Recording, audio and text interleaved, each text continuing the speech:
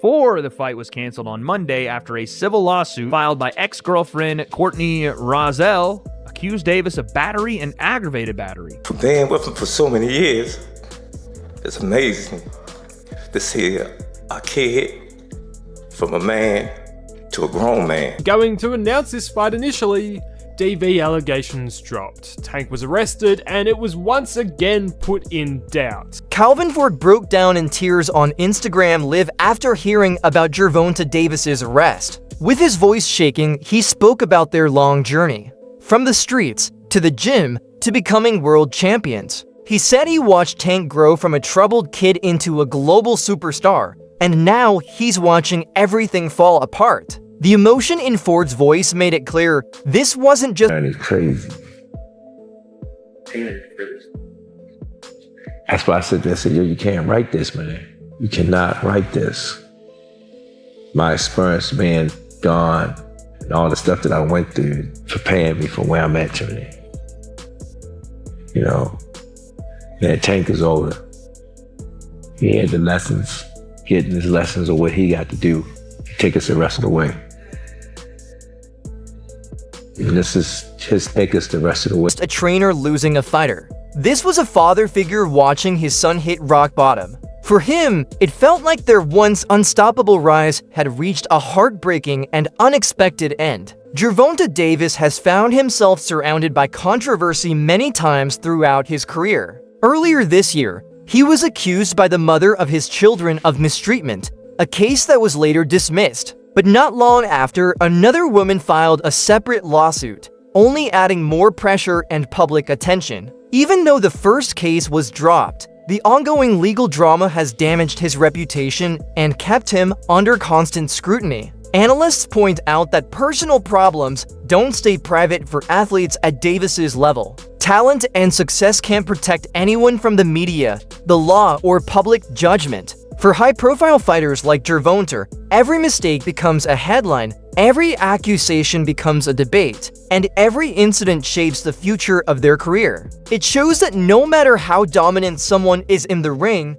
personal conduct outside of it can change everything. Boxing legend Roy Jones Jr. also spoke about the situation. Match never happened. The Paul camp still thought Tank is a big enough name regardless of his previous result to go ahead with this bout. But just as they were going to announce this fight initially, DV allegations dropped. Tank was arrested and it was once again put in doubt.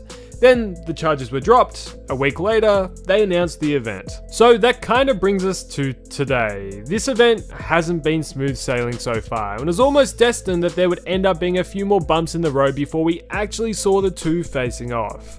And about as big of a bump as you could really get has now hit the promotion. A civil suit has been filed against Tank, in which his ex-girlfriend accuses him of aggravated battery, false imprisonment, kidnapping, and intentional infliction of emotional distress. While it was also reported by ESPN that a report has been filed additionally with the Miami Gardens Police Department last Tuesday. However, as I'm recording this, there's yet to be any criminal charges. Now, these alleged incidents happened last month, which was after the announcement of the fight. You would think if you're Tank on the verge of the biggest payday he's ever gotten, he would be doing anything to stay out of trouble, yet he continues to find himself in negative situations again and again. But in saying all of this, everything at the moment is very much alleged, and I'm not really here to talk about the validity of these claims. What I am here to talk about though is the impact this might have on the boxing event in a couple weeks time. Now, Tank vs Paul, love or hate the idea of it, was definitely one of the most viewed fights of the year.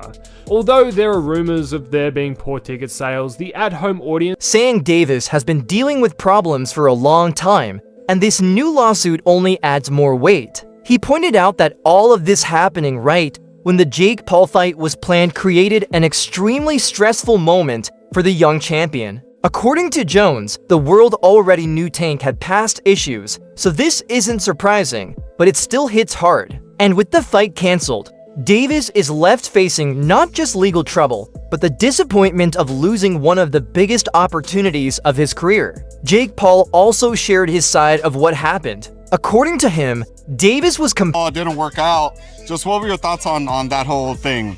Man, I really don't want to even have much to say about that because everybody take it the bad way. But all I'm gonna say is this. Jake Paul knew what it was when he first signed the fight. This ain't the first time he had battery against a woman. You knew what it was when you first signed the fight. So don't get mad and cuss him out and talk bad about him now. You knew what it was when you signed up for it. Come on, bro. You know what I'm saying? Let's not do that. I don't talk bad about him either, but don't do the dude like that. No, the dude having a hard time in his life right now. Don't just do him like that, you know what I mean? Because you knew exactly what he was when you signed him to fight the first time. All I gotta say. Tank's team has kind of been bringing that, like, talking about just some of Jake's past, and more kind of said that Jake said he's actually afraid to fight Tank. I mean, do you think it leaned a little more on that side, and they're just selling it the other way? I already know what it is. Like I said, I already know. I'll get into it, but we all know young guys go through issues. Completely sober and fully aware of what he was doing during the incident, Paul claimed there was no excuse, no confusion, no attempt to blame it on intoxication, just accountability. His comments add another layer to the conversation, giving fans a look at what he believes really happened behind the scenes. Of course, these are just Paul's words and not official legal statements, but it shows how public every detail of Davis's life has become, with voices from all sides adding to the pressure. In the world of boxing, personal struggles don't stay personal. They become part of the story. Was on Aiden Ross, and he shared a story about Jake Paul, about Gervonta, and he said, look, Aiden, it was 4:15 in the morning. It was 4 o'clock in the morning. Gervonta Davis was sober. He got sober into a car and drove out there at that hour to do this. This guy is extra bad. Let me repeat that. Let me repeat that. Jake Paul said that Gervonta Davis left his house sober and went to Tootsie's nightclub sober. I just want you to put your common sense hat on. How in the world would he know that? Does Jake Paul talk to Gervonta Davis? Did Gervonta Davis tell Jake Paul I was sober when I left the house? Did Jake Paul have a camera in Gervonta Davis's car? Did he have a breathalyzer in Gervonta Davis's car? Did Jake Paul get toxicology reports from 3 days ago from Gervonta Davis?